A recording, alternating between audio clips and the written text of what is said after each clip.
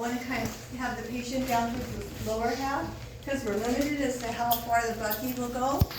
Now the first half of the lab today you're going to be practicing in here and outside, and then the second half you're going to be doing exposures. So you maybe want to first practice with the humerus and then you can do more upper extremity if you have time. I also have a sign up. Some of you, it looks like you might have seen it already. I have a sign up for open labs. I know a lot of you are Santa Monica people, right? Mm-hmm. So you have both Monday and Tuesday off, which is an advantage for you to sign up. So that's why I let the morning lab sign up first, because some of them are limited to either Monday or Tuesday, depending on their lab schedule or their clinical schedule.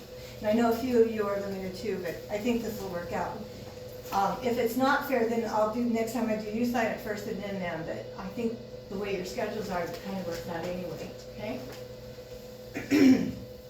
So fortunately, Han and Eric are going to be able to help me. So, because the two things, one, we should have our tubes all fixed by then, so that room should be working, and we also should have the third portable with the light by then, fingers crossed.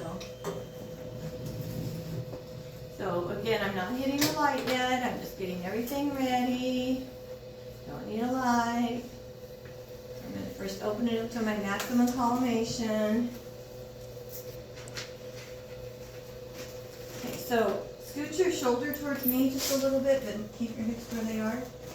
Okay, so what I'd like to do, move your hips away from me. I kind of want to keep her arm as straight as possible instead of diagonal. That's one way to do it.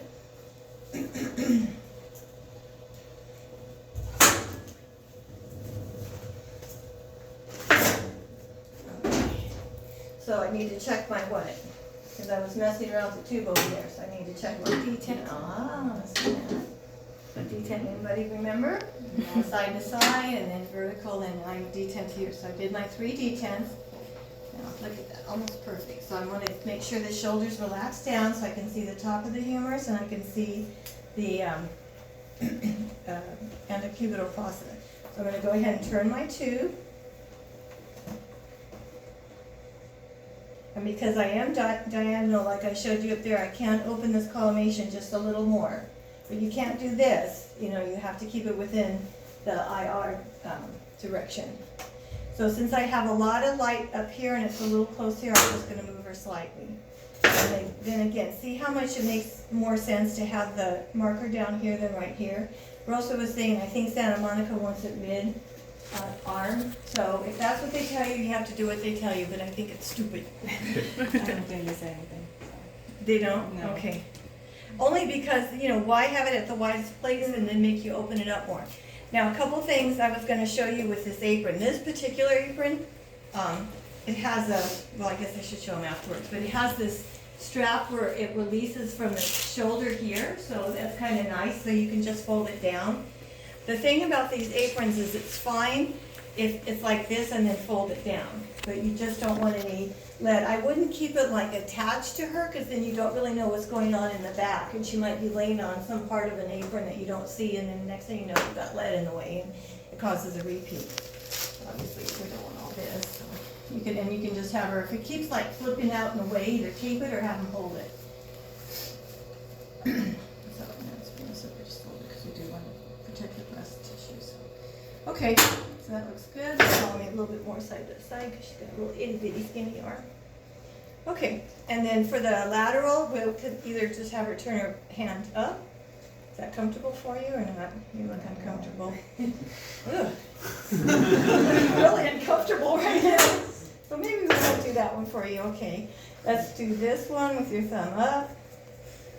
See now with that, that doesn't work for her with her thumb up. So what do we have to do? Bend your elbow and then turn your pinky up. Yeah.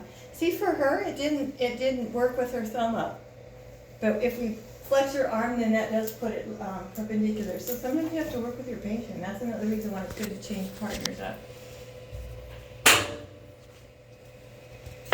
Okay, now let's try your hand on your hip, your palm. So that's not too bad. If she does her palm on her hip, that puts her arm in a lateral position. And then of course the other one would be, you could still do the stop sign one, but you have to move them way over first, so move away from me. because you're limited here as to how much room you've got. And then of course I have to turn my my cassette to my tube. Shut down there.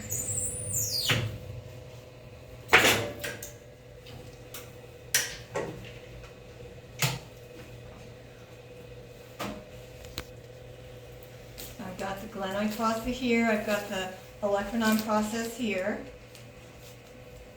Epicondyles perpendicular.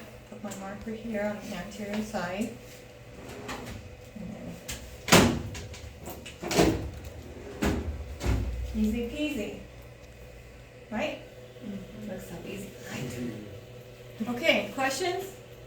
So AP and lateral, pretty straightforward, and then practice your distals. So the people that are out here, maybe one half does the upright, one half does the supine. And then when you go back the second time, you can switch. So you can practice both sides too.